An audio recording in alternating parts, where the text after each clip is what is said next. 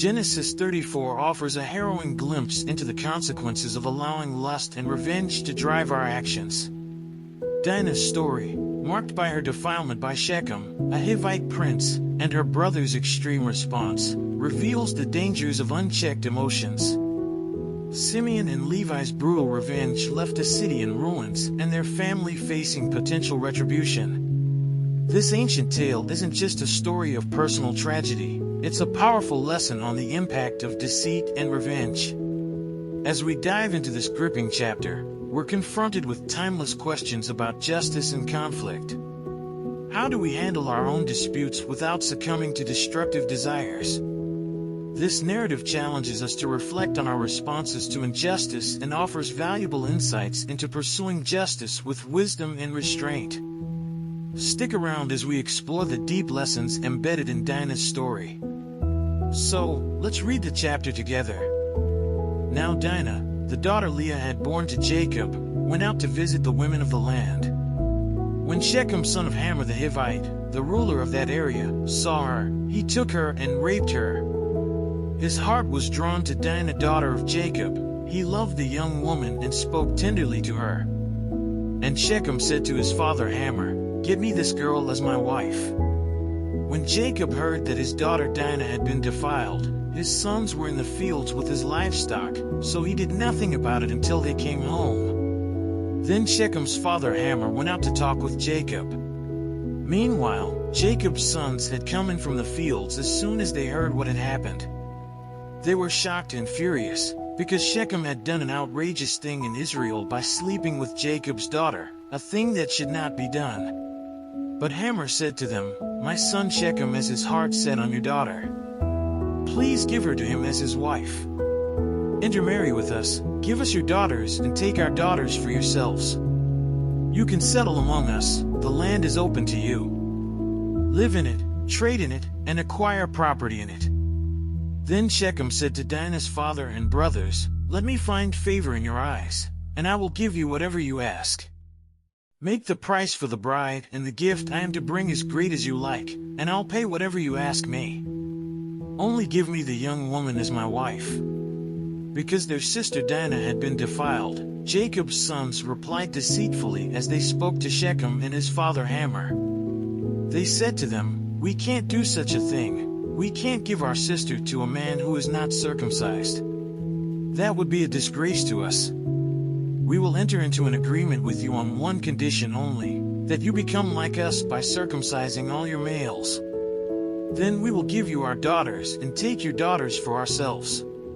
We'll settle among you and become one people with you. But if you will not agree to be circumcised, we'll take our sister and go." Their proposal seemed good to Hamor and his son Shechem. The young man, who was the most honored of all his father's family, lost no time in doing what they said, because he was delighted with Jacob's daughter. So Hamor and his son Shechem went to the gate of their city to speak to the men of their city. "These men are friendly toward us," they said. "Let them live in our land and trade in it. The land has plenty of room for them. We can marry their daughters, and they can marry ours. But the men will agree to live with us as one people only on the condition that our males be circumcised, as they themselves are. Won't their livestock, their property, and all their other animals become ours?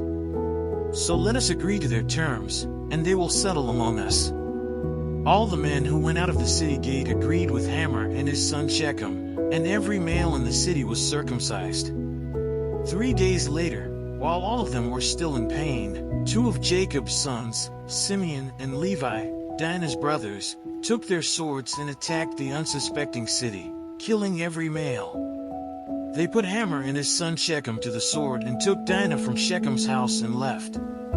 The sons of Jacob came upon the dead bodies and looted the city where their sister had been defiled. They seized their flocks and herds and donkeys and everything else of theirs in the city and out in the fields.